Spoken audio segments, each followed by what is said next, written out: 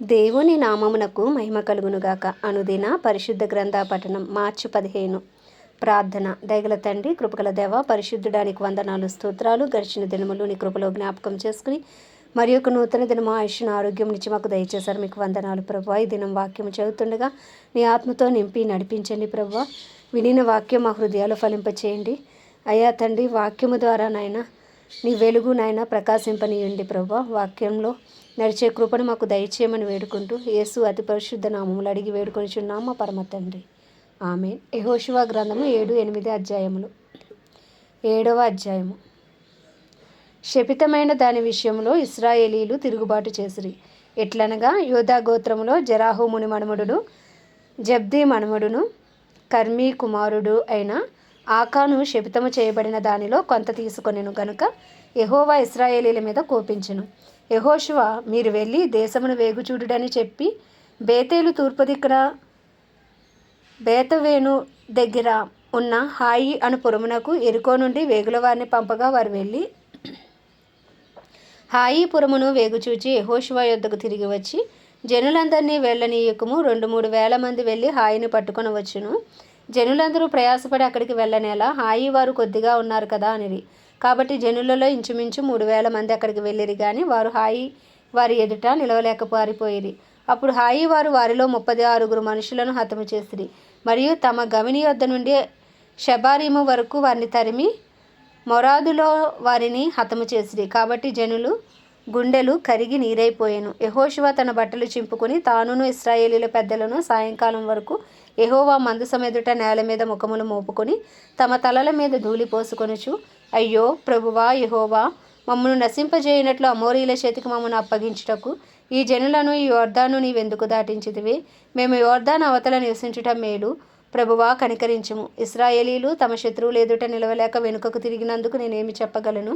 కనానీయులను ఈ దేశ నివాసులందరూ విని మమ్మను చుట్టుకొని మా పేరు భూమి మీద ఉండకుండా తుడిచివేసిన ఎడల ఘనమైన నీ నామమును గూర్చి నీవేమి చేయదువని ప్రార్థింపగా యెహోవా యెహోషువతో ఇట్లనెను, లెమ్ము, నీ వేళ ఇక్కడ ముఖము నేల మోపుకొందువు. ఇశ్రాయేలీలు పాపము చేసి ఉన్నారు. నేను వారితో చేసిన నిబంధనను వారు మీరి ఉన్నారు. శపితమైన దాన్ని కొంత తీసుకుని దొంగిల్లి బొంకి తమ సామానులో దాచిపెట్టి ఉంచి ఉన్నారు. కాబట్టి ఇశ్రాయేలీలు శాపగ్రస్తులై తమ శత్రువులు ఎదుట నిలవలేక తమ శత్రువులు ఎదుట వెనుకకు తిరిగిరి. శాపగ్రస్తులైన వారు మీ మధ్య ఉండకుండా మీరు వారిని నిర్మూలన చేస్తేనే తప్ప నేను మీకు తోడై ఉండను. నీవు లేచి జనులను పరిశుద్ధపరిచి వారితో ఇలాగు చెప్పుము, రేపటికి మిమ్మును మీరు పరిశుద్ధపరచుకొనుడి.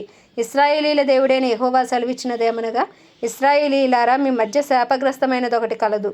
మీరు దానిని మీ మధ్య ఉండకుండా నిర్మూలన చేయ వరకు మీ శత్రువులు ఎదుట మీరు నిలవలేరు. ఉదయమున మీ గోత్రముల వరుసను బట్టి మీరు రప్పింపబడుదురు. అప్పుడు యెహోవా ఏ గోత్రమును సూచించునో అది వంశముల వరుస ప్రకారము దగ్గరకు రావలను. యెహోవా సూచించు వంశము కుటుంబముల ప్రకారము దగ్గరకు రావలను. యెహోవా సూచించు కుటుంబము పురుషుల వరుస ప్రకారము దగ్గరకు రావలను. అప్పుడు శపితమైనది ఎవని యొద్ద దొరుకునో వానికి కలిగిన వారిని అందరినీ అగ్ని చేత కాల్చివేయవలను. ఏలయనగా వాడు యెహోవా నిబంధనను మీరి ఇశ్రాయేలీలో దుష్కార్యము చేసినవాడు అనెను. కాబట్టి యెహోషువ ఉదయమున లేచి ఇశ్రాయేలీలను వారి గోత్రముల వరుసను బట్టి దగ్గరకు రప్పించినప్పుడు యోధా గోత్రము పట్టబడెను. యోధా వంశమును దగ్గరకు రప్పించినప్పుడు జరాహీయుల వంశము పట్టుబడెను. జరాహీయుల వంశము పురుషుల వరుసను దగ్గరకు రప్పించినప్పుడు జబ్దీ పట్టబడెను. అతడును అతని ఇంటి పురుషులను వరుసను దగ్గరకు రప్పింపబడినప్పుడు యోధా గోత్రములోని జరాహు మనుమడును జబ్దీ మనుమడును కర్మీ కుమారుడైన ఆకాను పట్టబడెను. అప్పుడు యెహోషువ ఆకానుతో, నా కుమారుడా, ఇశ్రాయేలు దేవుడైన యెహోవాకు మహిమను చెల్లించి ఆయన ఎదుట ఒప్పుకొని నీవు చేసిన దానిని మరుగు చేయక నాకు తెలుపమని నిన్ను వేడుకొనుచున్నానని చెప్పగా, ఆకాను యెహోషువతో, ఇశ్రాయేలీల దేవుడైన యెహోవాకు విరోధముగా నేను పాపము చేసినది నిజము. దేవుడు దోపుడు సొమ్ములో ఒక మంచి షీనారు పైవస్త్రమును 200 తులముల వెండిని 50 తులముల ఎత్తుగల ఒక బంగారు కమ్మిని నేను చూచి వాటిని ఆశించి తీసుకొంటిని. అదిగో నా డేరా మధ్య అవి భూమిలో దాచబడి ఉన్నవి. ఆ వెండి దాని క్రింద ఉన్నదని ఉత్తరం ఇచ్చి తాను చేసినదంతయు ఒప్పుకొనెను. అప్పుడు యెహోషువ దూతలను పంపగా వారు ఆ డేరా యొద్దకు పరిగెత్తి చూచినప్పుడు అది డేరాలో దాచబడి ఉండెను. ఆ వెండి దాని క్రింద ఉండెను. కాబట్టి వారు డేరా మధ్య నుండి వాటిని తీసుకొని యెహోషువ యొద్దకును ఇశ్రాయేలీల యొద్దకును తెచ్చి యెహోవా సన్నిధిని ఉంచిరి. తరువాత యెహోషువయు ఇశ్రాయేలీలందరూ జరాహు కుమారుడైన ఆకానును ఆ వెండిని, ఆ పై వస్త్రమును, ఆ బంగారు కమ్మిని, ఆకాను కుమారులను కుమార్తెలను ఎద్దులను గాడిదలను మందను డేరాను వానికి కలిగిన సమస్తమును పట్టుకొని ఆకోరు లోయలోనికి తీసుకుని వచ్చిరి. అప్పుడు యెహోషువ, నీవేళ మమ్మను బాధపరిచితివి, నేడు యెహోవా నిన్ను బాధపరుచుననగా ఇశ్రాయేలీలందరూ వారిని రాళ్లతో చావగొట్టిరి. వారిని రాళ్లతో కొట్టిన తర్వాత అగ్ని చేత కాల్చి వారి మీద రాళ్లను పెద్ద కుప్పగా వేసిరి. అది నేటి వరకు ఉన్నది. అప్పుడు యెహోవా కోపోద్రేకము విడిన వాడై మల్లుకొనెను. అందుచేతను నేటి వరకు ఆ చోటికి ఆకోరు లోయ అని పేరు.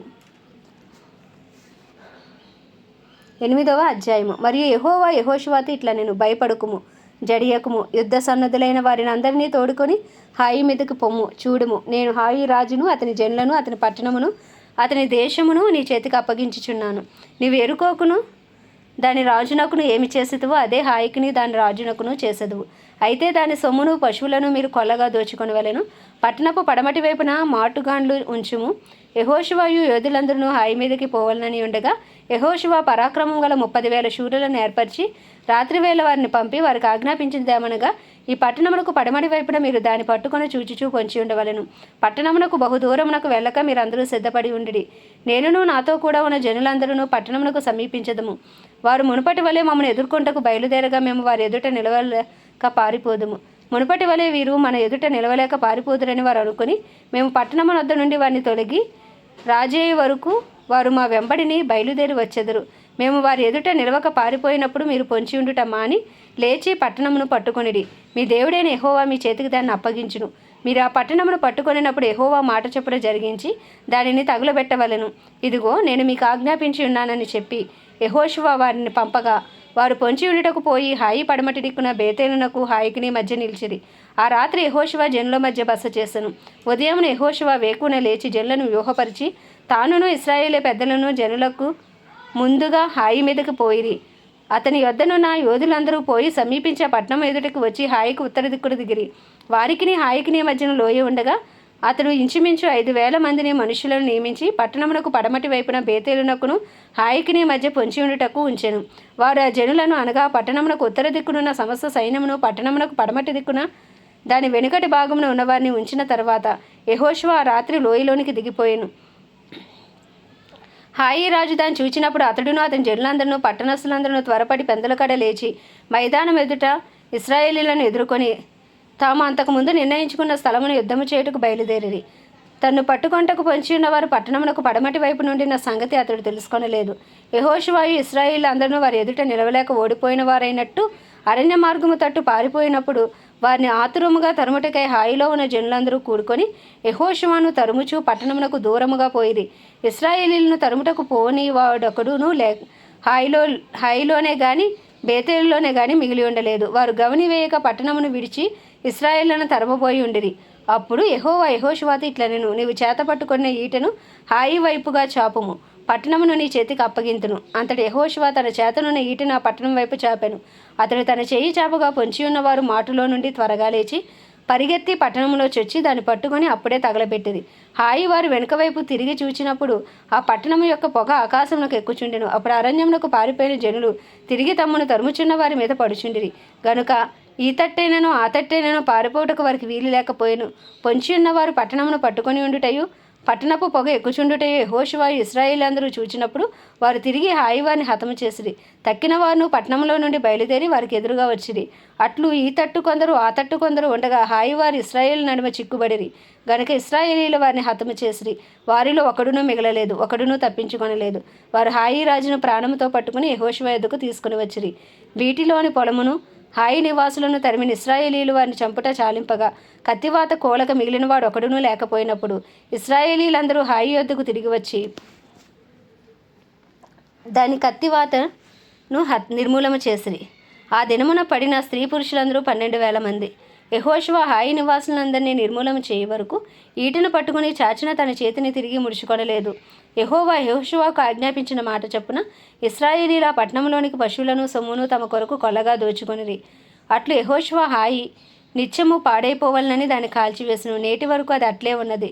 యెహోషువ హాయి రాజును సాయంకాలం వరకు మ్రాను మీద వ్రాలాడదీసెను. ప్రొద్దుగుంకుచున్నప్పుడు సెలవీయగా జనులు వాణ్ణి శవమును మ్రాను మీద నుండి దించి ఆ పురద్వారం ఎదుట దాన్ని పడవేసి దాని మీద పెద్ద రాళ్ళకుప్ప వేసిరి. అది నేటి వరకు ఉన్నది.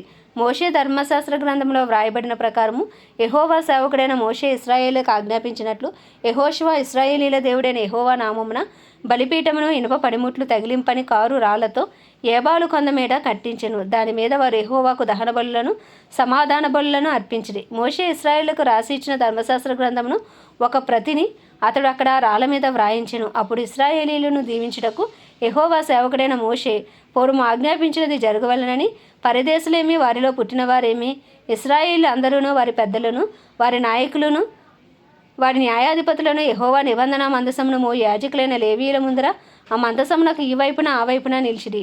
వారిలో సగం మంది గెరిజీము కొండ ఎదుటను సగం మంది ఏబాలు కొండ ఎదుటను నిలువగా యెహోషువ ఆ ధర్మశాస్త్ర గ్రంథంలో వ్రాయబడిన వాటన్నిటిని బట్టి ఆ ధర్మశాస్త్ర వాక్యములన్నిటినీ అనగా దాని దీవెన వచనమును దాని శాపవచనమును చదివి వినిపించెను. స్త్రీలను పిల్లలను వారి మధ్య నుండి పరదేశులను వినిచుండగా యెహోషువ సర్వ సమాజం ఎదుట మోషే ఆజ్ఞాపించిన వాటన్నిటిలో చదువక విడిచినది మాట ఒక్కటియూ లేదు. ఆమేన్. దేవుడి పరిశుద్ధ వాక్యము మన వినికిడిలో దీవించును గాక. ప్రార్థన. దయగల తండ్రి, కృపగల దేవ, పరిశుద్ధుడానికి వందనాలు, స్తోత్రాలు. జీవాధిపతి, న్యాయాధిపతి, మృత్యుంజయుడా, మహాగణుడా, మహిమా ఘనతకు అర్హుడా, యోగ్యుడా, పూజ్యుడా, నీకు వందనాలు, స్తోత్రాలు, స్తుతులు చెల్లించుకుంటున్నాం ప్రభా. అయ్యా తండ్రి, సాయంకాల సమయంలో ప్రభా అయ్యా వినిన వాక్యం మా హృదయాలు ఫలింపచేయండి. వాక్యానుసారంగా జీవించడానికి నీ కృపను దయచేయండి. అయ్యా వాక్యంలో ఉన్న సంగతులను తెలుసుకునే అయ్యా తండ్రి తెలుసుకునే మనస్సు మాకు దయచేయండి. జ్ఞానం మాకు దయచేయండి. తెలివి మాకు దయచేయండి ప్రభా. అయ్యా వాక్యం వినిన తోడనే వెలుగు కలుగునన్నావు ప్రభా. నాయన నీ వాక్యపు వెలుగులో మేము నడుచుకుంటకు కృపను దయచేయండి. వినిన వాక్యం మా హృదయాలు ఫలింపచేయండి నాయన. అయ్యా నీకు వందనాలు, స్తోత్రాలు ప్రభా. అయ్యా ఆకాను చేసిన పాపమును బట్టి ప్రభా నాయన హాయి పట్టణాన్ని నాయన గెలవలేకపోయినప్పుడు నాయన ఆకాను నాయన శిక్షించినప్పుడు మళ్ళీ ఆ హాయి పట్టణం మీదకి యుద్ధానికి వెళ్ళినప్పుడు గెలిచారు ప్రభా. అయ్యో శపితమైనది ఏది మాలో ఉండకూడదు నాయన. శపితమైనది ఏది నాయన మా కుటుంబాల్లో ఉండకూడదు ప్రభా నాయన. అటు విధంగా మీరు కృప చూపండి. నీ చిత్తానుసారుగా నీ హృదయానుసారుగా మమ్మల్ని నడిపించండి ప్రభా. అయ్యా తండ్రి, ఉదయకాలంలో నాయన సాయంకాలం నీ కృప కొరకు వేడుకుంటున్నాం. మా అపరాధములు, మా పాపములు, మా దోషములు, మా అతిక్రమములను నీ పరిశుద్ధ రక్తంతో కడిగి శుద్ధీకరించి మమ్మల్ని మా కుటుంబాలని రక్త ప్రోక్షణ కింద ఉంచండి. మా కుటుంబాల్లో రక్షణ లేని వరకు రక్షణ, మారు మనసు లేని వరకు మారు మనసు దయచేయండి ప్రభా. పాప క్షమాపణ దయచేయండి నాయన. యేసయ్యా నీకు వందనాలు, స్తోత్రాలు. మా ఇరుగు పొరుగు బంధువులు, స్నేహితులు అందరికీ కృప కలుగును గాక. మా పట్టణంలో గొప్ప ఉజ్జీవం రగులు కొనును గాక. అయ్యా నీకు వందనాలు. క్రైస్తవులందరినీ రూపాంతరపరచబడుదురు గాక. క్రైస్తవులందరినీ రూపులోకి మార్చబడుదురు గాక. నీ చిత్తం వారు చేయనట్లునైనా ఆత్మవరములతో ఆత్మ ఫలము కలిగి వారు జీవించుదురు గాక. నీకు సాక్షులై ప్రతి క్రైస్తవుడు ఉందును గాక అని ప్రార్థిస్తున్నామయ్యా. దైవజనులందరి కొరకు, సేవకులందరి కొరకు ప్రార్థిస్తున్నాం అయ్యా తండ్రి. వారందరికీ నీ కృపను దయచేయండి. రాకపోకలని కాపుదల భద్రత నిలవబడిన ప్రతి చోట ధైర్యంతో వాక్యమును బోధించి అనుకూల సమయంలో వారికి అనుగ్రహించండి. వారందరికీ నీ కృప కలుగును గాకని ప్రార్థిస్తున్నాం ప్రభా. ప్రపంచ దేశంలన్నింటినీ వాటిని పరిపాలిస్తున్న రాజులు, వారి కింద పనిచేసిన అధికారులందరికీ నీ కృపను దయచేయండి నాయన.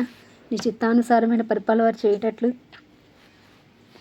నీ చిత్తంలో నడిచే కృపను వారికి అనుగ్రహించమని ప్రార్థిస్తున్నాం ప్రభా. అయ్యా తండ్రి నాయన, ప్రత్యేకించి మా భారతదేశాన్ని హస్తాలకు అప్పచెప్పుకుంటున్నాం. 150 కోట్ల భారతదేశ ప్రజలపై నీ కృప కలుగును గాక. నీ కనికరం దిగి వచ్చును గాక. కడవరి వానాకాలంలో వర్షమును దయచేసిన వాగ్దానం మా దేశం పక్షంగా నెరవేర్చండి నాయన. మా దేశంలో శాంతి సమాధానం ఉంచండి. నీ పేరు పట్టబడిన నీ జనులు తమను తాము తగ్గించుకుని పాపం విడిచి చేసిన ప్రార్థనకు జవాబు దయచేయండి నాయన. మా దేశాన్ని స్వస్థపరచండి. శారీరకంగా, మానసికంగా, ఆధ్యాత్మికంగా, ఆర్థికంగా, రాజకీయ పరంగా, సాంఘిక పరంగా స్వస్థత కలుగును గాకని ప్రార్థిస్తున్నాం ప్రభా. సూసైడ్ స్పిరిట్స్ ఏసునామంలో క్యాన్సిల్ అయిపోవును గాక. యాక్సిడెంట్ స్పిరిట్స్ ఏసునామంలో క్యాన్సిల్ అయిపోవును గాక. అయ్యా తండ్రి, యవ్వన బిడ్డలు పట్టబడుదురు గాక. మతోన్మాదులు, మత ఛాందసవాదులు సౌలు పౌలు వలె మార్చబడినట్లు మార్చబడుదురు గాకని ప్రార్థిస్తూ ప్రభా మా దేశాన్ని మీ హస్తాలకు అప్పచెప్పుకుంటున్నాం. అలాగే ప్రపంచ దేశాలన్నింటినీ జ్ఞాపకం చేసుకోండి. ఇరాన్, ఇజ్రాయెల్ మధ్య జరుగుతున్న వారిని మీరు హస్తాలకు అప్పచెప్పుకుంటున్నాం. అయ్యా దాన్ని నాయన వారిని ఆపమని ప్రార్థిస్తున్నాం ప్రభా. కడవరి వర్షం కొరకు, కడవరి ఉద్యమం కొరకు వేచి ఉన్నాం ప్రభా. 3rd వరల్డ్ వార్గా మారకుండునట్లు అయా నీ చిత్తమైతే నాయన దాన్ని ఆపమని ప్రార్థిస్తున్నాం తండ్రి. నీకు వందనాలు, స్తోత్రాలు, స్తుతులు. ఇజ్రాయెల్ చుట్టూ నీ రక్త కంచి వేయండి. ఇజ్రాయెల్ ప్రజలకు క్షేమం అనుగ్రహించండి. ఇజ్రాయెల్లో నీ చిత్తము జరిగించమని ఈ చిన్ని ప్రార్థన మనవి నీ పాద సన్నిధికి చేర్చుకోమని యేసుక్రీస్తు అతి పరిశుద్ధ నామంలో అడిగి వేడుకొంచున్నాం మా పరమ తండ్రి. ఆమేన్. పరలోకమందున మా తండ్రి, నీ నామం పరిశుద్ధపరచబడును గాక, నీ రాజ్యం వచ్చును గాక, నీ చిత్తం పరలోకంలో నెరవేర్చబడుచున్నట్లు భూమి యందు నెరవేర్చబడును గాక. మా అనుదిన ఆహారం మాకు నేడు దయచేయము, ఎలా అపరాధం చేసినవని మేము క్షమించిన ప్రకారం మా అపరాధములు క్షమించి, మమ్మల్ని శోధనలోకి తేక దుష్టుని బారి నుండి తప్పించము. ఎందుకంటే రాజ్యము, బలము, శక్తి, మహిమయు నీవే ఉన్నది. ఆమేన్. ప్రభు రక్తమే జయం, ప్రభు వాక్యమే విజయం, ప్రభు నామంలో సంపూర్ణ విజయము కలుగును గాక. ఆమేన్, ఆమేన్, ఆమేన్.